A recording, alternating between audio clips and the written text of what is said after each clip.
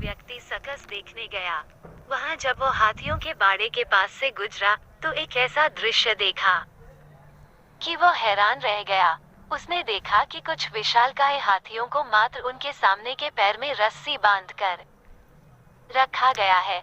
उसने सोच रखा था कि हाथियों को अवश्य बड़े पिंजरों में बंद कर रखा जाता होगा या फिर जंजीरों से बांधकर, लेकिन वहां का दृश्य तो बिल्कुल उलट था। उसने महावत से पूछा, भाई, आप लोगों ने इन हाथियों को बस रस्सी के सहारे बांधकर रखा है, वो भी उनके सामने के पैर को। ये तो इस रस्सी को तो बड़े ही आराम से तोड़ सकते हैं। मैं हैरान हूँ कि ये इसे तोड़ क्यों नहीं रहे।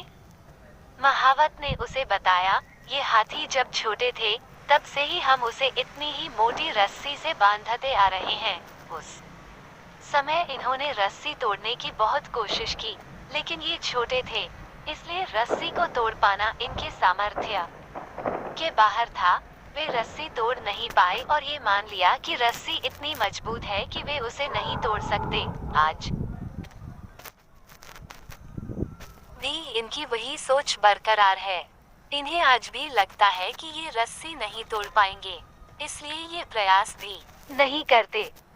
ये सुनकर वो व्यक्ति अवाक रह गया।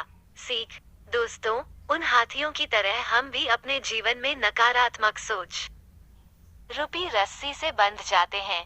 जीवन में किसी काम में प्राप्त हुई असफलता को हम मस्तिष्क में बिठा लेते हैं और यकीन करने लगते हैं कि एक बार किसी काम में असफल होने के बाद उसमें कभी सफलता प्राप्त नहीं होगी। इस नकारात्मक सोच के कारण हम कभी प्रयास ही नहीं करते। आवश्यकता है इस नकारात्मक सोच से बाहर निकलने की, उन कमियों को पहचानकर दूर करने की जो हमारी असफलता का कारण बनी।